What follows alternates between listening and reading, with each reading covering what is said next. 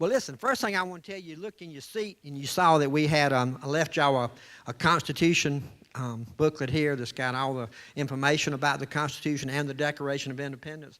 Now, listen, I brought that. I heard a rumor that Ben Richardson was going to be here, and I figured if anybody needs help on the Constitution, it would be Ben. So that's why I brought that. And I want to tell you, Ben is my friend, but I do want to help him out all I can. So now, listen. Won't pick me up. Golly, Moses, I just can't talk without my hands. Anyway, what I want to tell y'all, first thing is I am Alton Russell, and I'm from Columbus, Georgia, and I'm a toilet paper salesman. And you know, now the other part of that, my wife tells me that I cannot tell y'all the next thing. But the truth is, yes, I'm a toilet paper salesman, and I'm wiping up.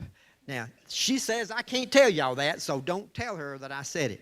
But what I want to tell y'all today is a little quick story that's a real true-to-life, absolute true. All of my stories are true, kind of. But this one is really true. This is a story of the 7-foot cowboy. Has anybody ever seen a 7-foot cowboy? That's what I thought.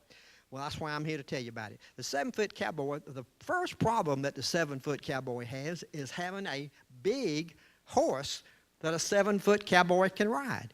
Well, so what happened, this 7-foot cowboy was looking for a horse. He just went everywhere, couldn't find a horse. Finally, somebody told him, you need to go down the street here. There's a guy that's got a horse that's big enough for a 7-foot cowboy. He says, okay. So he goes down there and he finds his horse. He said, what is this horse's name? And the guy says, I don't have any idea, but this horse has got one brand, a big brand on his rump, and it's O-N-O.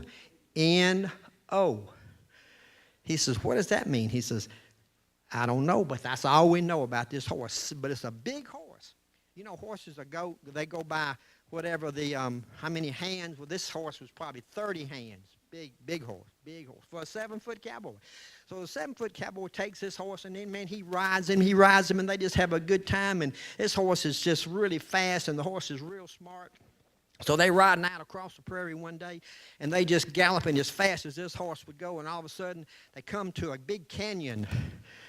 And the horse knows that it's a big canyon, but the 7-foot cowboy does not. So he just keeps on going, and all of a sudden they get to the edge of that canyon, and the horse stops. And when he does, the 7-foot cowboy sails right over his head and starts to fall down into the canyon. He looks down there, and that canyon is about 200 feet deep. Big canyon. So he grabs a hold of a piece of a twig hanging on the side of the canyon wall, and he's holding on. He says, gosh, how am I going to get up? What am I going to do? And he said, well, I can just pull myself up, because he looks down there, and sure enough, that canyon is about 300 feet deep. I'm talking about a big canyon.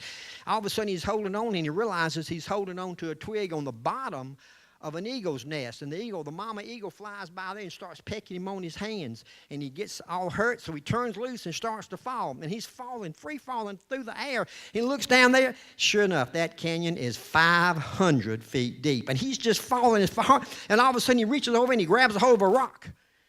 He holds on to that rock, and he looks down there, and he says, sure enough, this canyon is about 1,000 square feet. What am I going to do? And he's holding on to that rock, and all of a sudden here comes that same eagle.